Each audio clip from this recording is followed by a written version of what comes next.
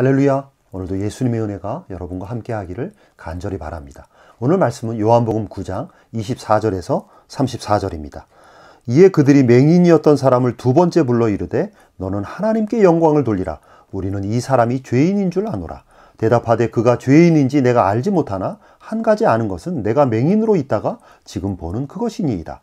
그들이 이르되 그 사람이 내게 무엇을 하였느냐? 어떻게 내 눈을 뜨게 하였느냐? 대답하되 내가 이미 일렀어도 듣지 아니하고 어찌하여 다시 듣고자 하나이까? 당신들도 그의 제자가 되려 하나이까? 그들이 욕하여 이르되 너는 그의 제자이나 우리는 모세의 제자다. 하나님이 모세에게는 말씀하신 줄을 우리가 알거니와 이 사람은 어디서 왔는지 알지 못하노라. 그 사람이 대답하여 이르되 이상하다. 이 사람이 내 눈을 뜨게 하였으되 당신들은 그가 어디서 왔는지 알지 못하는도다. 하나님이 죄인의 말을 듣지 아니하시고 경건하여 그의 뜻대로 행하는 자의 말은 들으시는 줄을 우리가 아나이다. 창세 이후로 맹인으로 난 자의 눈을 뜨게 하였다 함을 듣지 못하였으니 이 사람이 하나님께로부터 오지 아니하였으면 아무 일도 할 수 없으리이다. 그들이 대답하여 이르되 내가 온전히 죄 가운데서 나서 우리를 가르치느냐 하고 이에 쫓아내어 보내니라. 오늘 말씀은 놀라운 기적을 경험한 사람과 그것을 믿지 않으려는 바리새인들과의 논쟁입니다. 바리새인들은 어떻게 해서든지 예수님을 믿지 않으려고 합니다. 복음서 전체를 보면 이들이 예수님을 믿지 않으려는 나름대로의 근거들을 계속해서 주장하는 것을 보게 됩니다.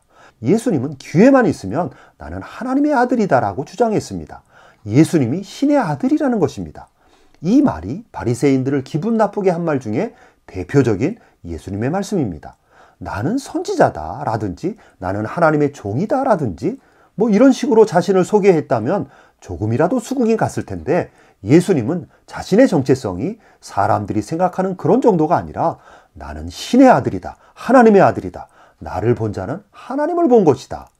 마치 하나님과 자신이 동급인 것처럼 항상 말하니까 바리새인들은 예수님을 미쳤거나 이단으로 간주한 것입니다.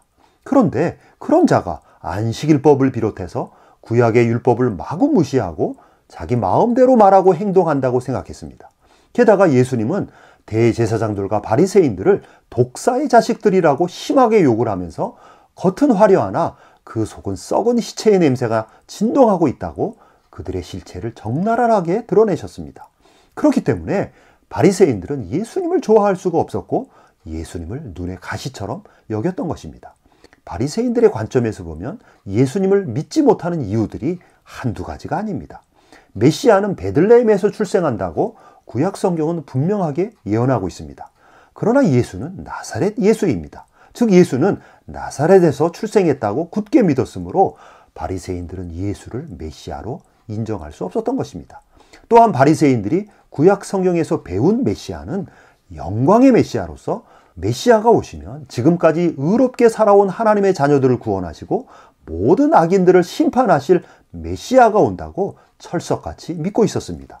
그러나 예수님은 정반대로 의인을 부르러 온 것이 아니라 죄인을 부르러 왔다고 하면서 율법과 계명을 잘 지키면서 살아온 자신들은 배척하면서 창기와 세리들과 그 당시 사회적으로 죄인으로 지목된 자들과는 매우 가깝게 지내며 그들의 친구가 되었습니다. 그러므로 오늘 본문에서 바리새인들이 예수님을 믿지 않으려는 그들만의 타당한 이유들이 차고 넘쳤던 것입니다. 물론 바리새인들이 생각하는 그런 모든 이유들은 예수님을 알지 못하는 무지의 결과이며 오해와 억측과 대부분 잘못된 정보들이었습니다. 어쨌든 타락한 인간이 예수님을 정확하게 알아본다는 것은 사실상 매우 힘든 일이었습니다. 그래서 예수님도 인간들의 그런 한계를 잘 아셨기 때문에 요한복음 10장 37절에서 38절에 보면 이런 말씀을 하셨습니다. 만일 내가 내 아버지의 일을 행하지 아니하거든 나를 믿지 말려니와 내가 행하거든 나를 믿지 아니할지라도 그 일은 믿으라. 즉 너희들이 나를 하나님으로 또 하나님의 아들로 믿는다는 것이 어려울 것이다. 그것은 나도 인정한다. 그러나 만약에 내가 하나님 아버지의 일을 행한다면 누가 봐도 그것은 하나님이 아니면 행할 수 없는 일이야 라고 인정할 수 있는 그런 하나님의 일들을 내가 행한다면 인간적인 모습으로서의 나는 믿지 못할지라도 그러나 내가 행하는 하나님의 일은 믿어야 하지 않겠는가.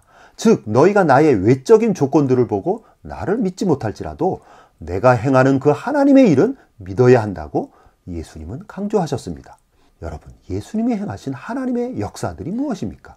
요한복음만 보더라도 예수님을 통해서 수많은 하나님의 능력이 나타납니다. 예수님은 물로 포도주를 만드시고 안진뱅이를 즉시에 일으키시고 날 때부터 시각장애를 가진 자를 완전하게 보게 만들어주시고 심지어 이미 죽은 지 3일이 지난 나사로를 다시 살리시고 물고기 2마리와 떡 5개로 5,000명을 먹이셨습니다. 이러한 일들은 인간의 한계와 범주를 뛰어넘는 신의 영역이며 하나님의 역사가 아니면 불가능한 일들입니다.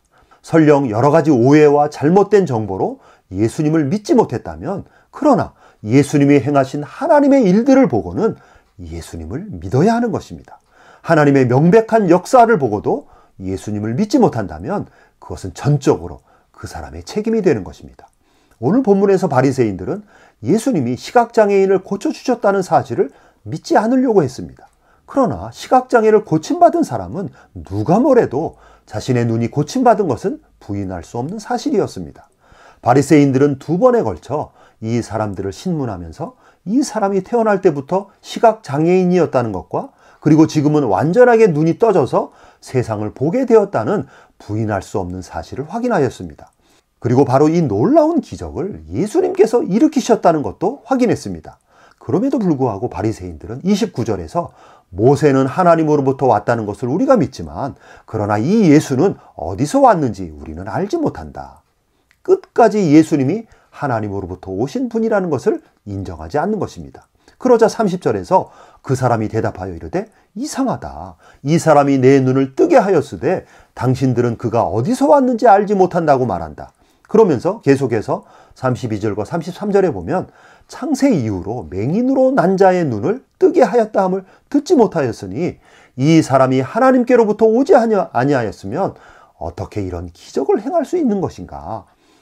그러니까 이 사람의 주장은 내 눈을 뜨게 한 기적은 하나님의 역사가 아니면 불가능한 일인데, 그러므로 예수는 당연히 하나님께로부터 온 것이 이 기적으로 증명이 된 것인데 이 기적을 보고도 예수님이 어디서 왔는지 모른다고 말하는 것이 맞는 말인가? 라고 강하게 의문을 제기하는 것입니다. 여러분, 세상 사람들은 예수님을 믿지 못하는 수많은 이유들을 가지고 있습니다. 그런데 그 이유들을 자세히 들어보면 거의 다 오해와 억측과 잘못된 정보들이라는 것을 알게 됩니다. 그러나 성경은 분명하게 예수님이 누구시며 예수님께서 행하신 일들이 무엇인지를 자세하고 정확하게 알려줍니다. 성경을 통해서 예수님의 말씀들과 예수님께서 행하신 일들을 진지하게 살펴본다면 예수님은 결코 미친 사람이 아니며 예수님은 결코 사기꾼이 아니며 예수님은 결코 허풍장이가 아니라는 것을 알게 됩니다. 오히려 그 반대로 예수님은 삼위일체 성자 하나님이시며 예수님은 신으로서 인간의 모습으로 내려오신 분이시며 예수님이 말씀하신 모든 말씀들이 진리이며 예수님은 인간의 모든 죄를 속죄해 주시기 위해서 오신 세상 죄를 지고 가신 어린 양이시며 예수님은 메시아이시며 구원자이십니다. 결국 예수님이 하신 모든 말씀들이 그대로 이루어지고 있다는 것을 깨닫게 되는 것입니다. 오늘 말씀을 경청하는 여러분들은 바리새인들처럼 예수님을 어떻게 해서든지 믿지 않으려고 노력하는 자들이 아님을 믿습니다. 그렇다고 시각장애를 고침받은 자처럼 어떤 놀라운 기적을 경험한 것도 아닐 것입니다. 그러나 그럼에도 불구하고 예수님이 하나님이시며 하나님이 인간의 모습으로 내려오신 분이 바로 예수님이라는 것을 믿는다면 여러분은 엄청난 은혜와 복을 이미 받은 자들입니다. 성령의 은혜가 여러분에게 임한 것입니다.